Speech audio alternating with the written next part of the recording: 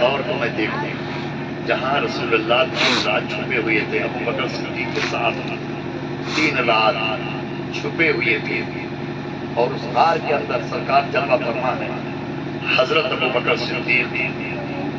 توجہ چاہوں گا، میں اس پہ چڑھا 16 آدمیوں کے ساتھ، بتاتے ہیں کہ 8 کلومیٹر اوپر ہے، 8 کلومیٹر اونچائی پر ہے غار ثور، جہاں رسول اللہ چھپے ہوئے تھے ایک غار میں۔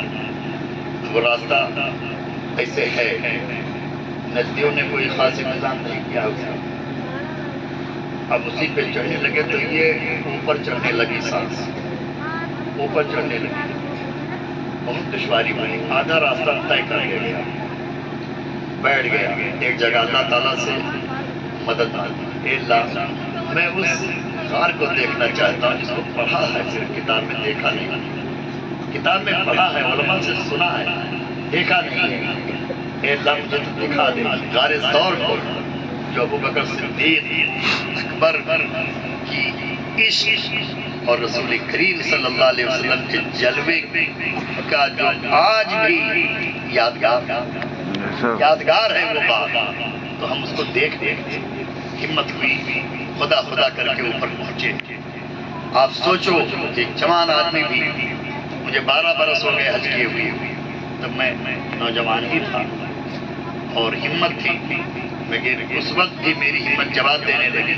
حضرت ابو بکر صدیق اکبر رضی اللہ تعالیٰ عنہ نے رسول اللہ کو ساتھ میں نہیں چلے، ایسا نہیں ہے، سن لیجئے آج میں آپ کو بتا رہا ہوں، حضرت ابو بکر صدیق بیٹھ گئے، یا رسول اللہ یہ غلام کس دن کام آئے گا، آپ میرے کاندھے پر سوار ہو جائیں، میرے کاندھے پر سوار ہو جائیے۔ رسول اللہ کو حضرت ابو بکر صدیق نے اپنے کاندھے پر سوار کیا، اس پہاڑی پر چڑھتے چلے گئے۔ یہ ہمت، یہ جوش، یہ جذبہ، یہ عشق، یہ ابو بکر صدیق اکبر کا ہے۔ رسول اللہ کو اوپر اٹھا کے بٹھا کے اور پیدل چلتے ہوئے غار ثور تک پہنچے، اور وہاں پر رسول کریم صلی اللہ علیہ وسلم کو اتارا، عرض کیا یا رسول اللہ میں پہلے اندر دیکھ کے آتا ہوں، گئے اور اس کو صاف کیا، پھر اپنے کپڑے پھاڑ کر سوراخوں کو بند کیا، ایک بڑا سوراخ تھا، پھر آپ نے حضور کو بلایا، یا رسول اللہ اندر تشریف لائیے، اس میں اپنی ایڑی لگا کر، توجہ چاہوں گا، ایڑی لگا کر آپ بیٹھ گئے۔ اب ایک سانپ بہت پرانا زہریلا تھا، وہ نکلا، اس نے بہت منہ مارا، مگر آپ نے پیر نہیں اٹھایا، ڈس گیا، مگر پیر نہیں اٹھایا، توجہ چاہوں گا، ڈس گیا، تو قریب تھا کہ سانپ کے زہر سے آپ کی جان چلی جائے، تو آپ اپنے لیے نہیں، اب رسول اللہ کے لیے روک لے، آنکھوں سے آنسو چھلک پڑی، اور حضور کے روئے مبارک پر آنسو گرے، اور حضور صلی اللہ علیہ وسلم نے آنکھیں کھول دی، حضور تو آرام کر رہے تھے، آنکھیں کھول دی، لما تبکیکا، کیوں روئے؟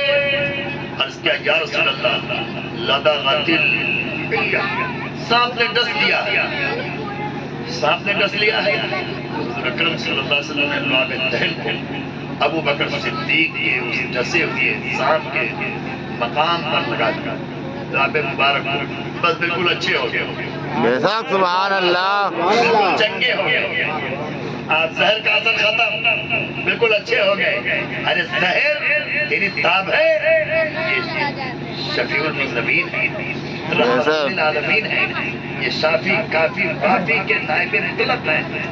دیکھ رسول اللہ کے خوب مبارک کا معجزہ، حضرت ابو بکر صدیق 3 رات 3 دن کے ساتھ اسی غار میں رہے، حتیٰ کہ کافر بھی پہنچ گئے، مکہ کے کفار بھی پہنچ گئے، آپ کو تلاش کرتے کرتے پہنچ گئے۔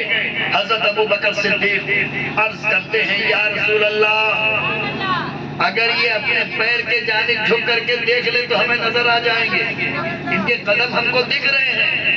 حضور نے فرمایا لا تحزن ان اللہ معنا، ڈرو نہیں اللہ ہمارے ساتھ ہے، بے شک سبحان اللہ، ڈرو نہیں اللہ ہمارے ساتھ ہے۔ سبحان اللہ سبحان اللہ. اعلیٰ حضرت فاضل بریلوی نے کیا عکاسی کی ہے. ارشاد فرماتے ہیں روح ہے، روح کیا نظر آئے. جو حضور غار میں نظر نہیں آئے کافروں کو، تو اعلیٰ حضرت فرماتے ہیں روح ہے، روح روح کیا نظر آئے. کیوں عدو گردے غار پھرتے ہیں، یہ تو بلا وجہ پھر رہے تھے. حضور تو روح ہے اور روح کبھی نظر آتی ہے. اس وقت مجسم روح ہے رسول اللہ اور وہی کائنات ہے رسول اللہ. اے ایمان والو، یہ ابو بکر صدیق اکبر ہیں. سانپ ڈس لے، سانپ کاٹ لے، جان چلی جائے، مگر مصطفیٰ کا ساتھ نہ چھوٹے. رسول اللہ کے آن پہ سب کچھ قربان کر دیا. یہ ابو بکر صدیق اکبر ہیں جن کی ساری زندگی عشق رسول کی مستعار ہے اور عاشقوں کی پہلی صف میں سب سے آگے حضرت ابو بکر صدیق اکبر ہیں.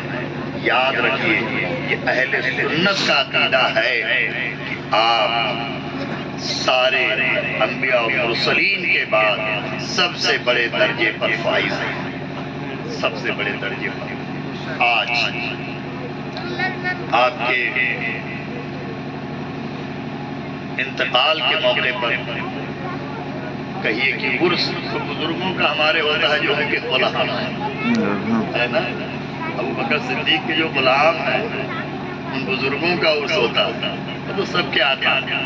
ہاں غلام وہ صرف رسول اللہ کے، وہ غلام صرف رسول اللہ کے، وہ آقائے نعمت، وہ رسول اللہ کے عاشق، وہ رسول اللہ کے سب سے بڑے صحابی، سب سے بڑے خلیفہ، سب سے پہلا خلیفہ، اول المومنین کی امت رسول اللہ. آپ ابو بکر صدیق اکبر کا جشن منایا ہے. شان صدیق اکبر اللہ سنجھا پڑکڑ کو آباد رکھے. آمین. آپ سب کو آباد رکھے. آمین. مائیں بہنیں بہو بیٹیاں فاطمہ زہرا کے فیوز و برکات سے مالا مال ہو جائیں. آمین. بچے جوان بوڑھے حضرت ابو بکر صدیق کے گھرانے کے بدولت مالا مال ہو جائیں. آمین. اور ہم لوگ علم و عمل کے پیکر بن جائیں. آج یہ ہمارے شکیل احمد بھیا بیٹھے ہیں، یہ مجھے بہت مخلص لگتے ہیں. یہ بڑی ہمت کا کام ہے اور بڑی جرات کا کام ہے جو انہوں نے کیا ہے شروع سے لے کر کے آج تک. ایک بار یا دو بار میں آیا ہوں، مجھے یاد نہیں ہے برابر، لیکن میں آ چکا ہوں آپ کے یہاں. اور الحمدللہ اس وقت مسجد بہت نیچے تھی، فرش بہت نیچا تھا. آج میں نے دیکھا الحمدللہ تو سر کے اوپر ہے. اب ہمارے سر کے اوپر تو آئی ہے، مطلب اونچا فرش بنایا، شاندار مسجد بنائی. یہ عہد کرو آج محفل ابو بکر صدیق میں، یہ عہد کرو اس مسجد کو آباد کرے. بولو بولو آباد کرو. مسجد میں نماز پڑھو. بغیر نماز کے کون مسلمان ہے؟ بغیر نماز کے کون سا اسلام ہے؟ بغیر نماز کے.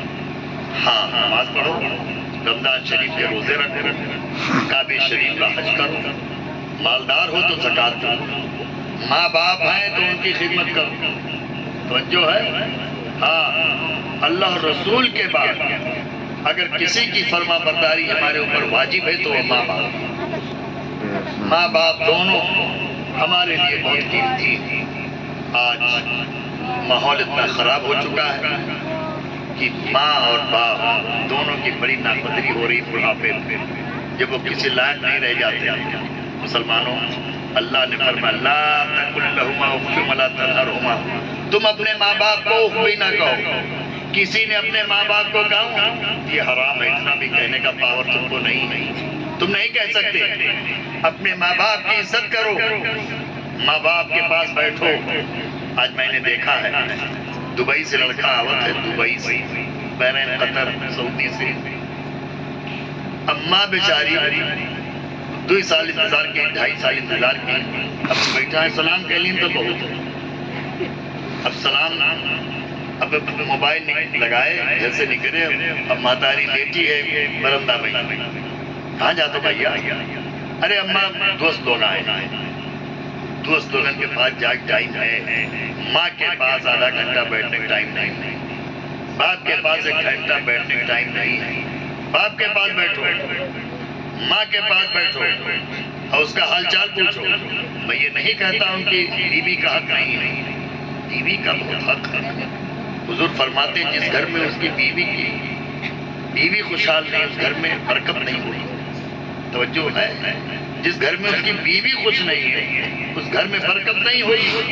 حضور نے فرمایا جو کھاؤ وہی کھلاؤ, جو پہنو وہی پہناؤ. ارے حضرت یہ لائن ہے جنسیت 2500 کا, 3000 کا اور مہرارو پہنے 150 روپے والا سوٹ. یہ جائز نہیں, یہ جائز نہیں. جو قیمت آپ پہن رہے وہی بچوں کو بھی پہناؤ. نہیں ہے تو 150 روپے والا آپ بھی پہنو, کم زیادہ ایسا نہیں. یہ شریعت. اللہ نے فرمایا ہن لباس لکم وانتم لباس لہن, تم ان کا لباس ہو وہ تمہارا لباس ہے. بیوی تمہارا لباس ہے تم اس کا لباس ہو. جیسے کپڑا پہنے اتار دے ننگے ہو گئے, ایسے تمہاری بیوی تمہارے لیے. ایسے ہی بیویوں سے میں کہتا ہوں کہ تمہارا شوہر ہی ایسے ہے تمہارے لیے. خبردار, پردے کی بات نہ بیوی دوسرے سے کہے اپنے شوہر کی بات, اور نہ شوہر دوسرے سے ذکر کرے اپنی بیوی کی بات. یہ گناہ ہے. اور غیر عورت پر نگاہ نہ ڈالو. مرد پر سب سے بڑا حق بیوی کا یہ ہے کہ غیر عورت پر نگاہ نہ ڈالو. لوگ دیکھتے ہیں, حرام ہے دیکھنا ہی. پردہ کریں ماں بہن, پردے میں رہیں. اور پردہ کا مطلب یہ نہیں کہ نقاب پہن لیں بس پردہ ہے. یہ بھی حدیث میں ہے کہ حجاب کریں گے ننگی نظر آئے گی. آج وہی صورت ہے, ننگی نظر آتی ہے. میری دادی, میری اماں, یہ لوگ نقاب نہیں پہنتی تھی, چادر اوڑھتی. وہ موٹے موٹ والا نہیں, چادر برابر آتا. کوئی بڑے رات نہیں ہوئی, ماتھا نہیں دیکھا آپ نے اپنی دادی. گھر کے اندر بھی ماتھا نہیں دکھتا تھا.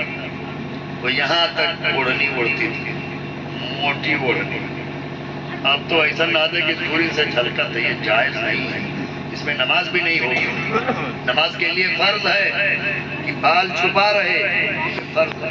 مسئلہ سن, یہ نہیں چھپے گا نماز نہیں ہوگی. اور جیسے مردوں پر نماز فرض ہے ایسے ہی عورتوں پر بھی نماز پر جگانا فرض ہے. گھر میں نماز پڑھنا, مسجد جماعت ان سے معاف ہے, نماز معاف نہیں ہے, فرض ہے. ہر مسلمان مرد عورت عاقل بالغ پر نماز فرض ہے.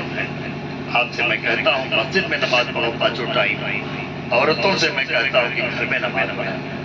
بیویوں سے کہو, بچیوں سے کہو, بہوؤں سے کہو کہ سب مل کے نماز پڑھیں. اس کی برکت ہوگی. یہ سنجا بنکٹ جو ہے وہ نور علی نور ہو جائے. نماز کی برکت دیکھی کہاں ہے, پڑھ کے تو دیکھو. اللہ وہ خیر عطا فرمائے, وہ برکت عطا فرمائے. جس گھر میں قرآن پڑھا جائے اس میں شیطان آئے گا. اب بہت جنے تو دن بھر بابا ہی رہتے, بابا دائی چکر میں رہا نہ. یہ بابا دائی جو ہمارا جیب دیتے ہیں ہمارا کیا بھلا کریں گے.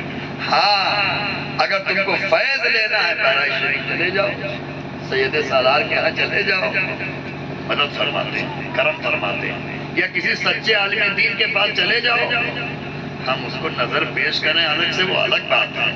اگر وہ ہماری جیب کے حساب سے ہم سے بات کرے تو بابا ہے, ڈاکو ہے. اور ڈاکوؤں کے پاس دنیا لائن لگائے کھڑی ہے. بابا نہ ہیرو, اپنے اعمال کو سدھارو. اللہ ایسی رحمت نازل کرے گا کہ بابا خود تمہارا بھکاری ہوگا. یہ موجودہ بابا کے پاس مت جاؤ, یہ سب ٹھکوسلے والے ہیں. عالموں سے دعا لے لو بس, سیدوں سے دعا لے لو. ابھی سید صاحب آئے ہوئے تھے, ابھی سیدوں کی برکت, عالموں کی برکت, حافظوں کی برکت یہ بہت بلند ہے.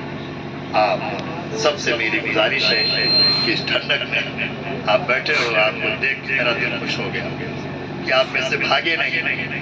آپ نے حق ادا کر دیا. تھوڑا جلدی جلدی مجھے یاد کر لیا کرو, اور جس موضوع پر آپ کہیے اسی پر میری تقریر گھنٹوں ہو سکتی ہے. یہ بھی بہت سے ہوا کہ خطبہ میں نے پڑھا، اس کے بعد پرچی پیش ہوئی کہ اس موضوع پر بولیے، کوئی بھی موضوع دے دیجئے اسلام کا، اس پر آپ کا خادم جمال احمد نوری وہ بھرپور تقریر آپ کو سکھائے گا۔ یہ کسی اور کا نہیں، میرے سید سالار کا، یہ میرے مرشد برحق حضور مفتی اعظم ہند کی دعا ہے، میرے اعلیٰ حضرت فاضل بریلوی کا کرم ہے، اور میرے ماں باپ کی دعائیں ہیں۔ میرے ماں باپ نے میرے لیے دعا کی، میں نے ماں باپ کی خدمت کی، اور ان کی دعا کے برکت سے جو کچھ ہوں وہ ہوں۔ یہ کرم ہے ماں باپ کی دعا کا، ماں باپ سے دعائیں لو، اور ماں باپ سے میں کہوں گا کہ اپنے لڑکوں کے نالائکیوں پر بددعا نہ کریں، دعا دیں اپنے بچوں کو یہ سدھر جائے۔ بہت سے ماں باپ کو جب تکلیف ہوتی ہے تو بددعا دینے لگتے ہیں، بددعا نہ دو، تمہاری دعا بددعا دونوں لگتی ہے۔ لہذا اپنے بچوں کو اپنے جگر کے ٹکڑوں کے لیے نالائق بھی ہو جائیں تو بھی آپ ہی کی اولاد ہیں، ان کے لیے دعا کرو۔ آپ رحمت للعالمین کے امت کو بھلا آپ کے لیے دعائے ہلاکت کہاں، آپ دعائے رحمت ہی کرو، ہمارے لیے بھی دعا کرو کہ اللہ پھر مکہ مدینہ دکھائے۔ محبوب کے صدقے میں پھر میں دعا کرتا ہوں کہ آپ سب کو دکھائے، پورا گاؤں اللہ رسول کے فضل و کرم سے مالا مال ہو جائے۔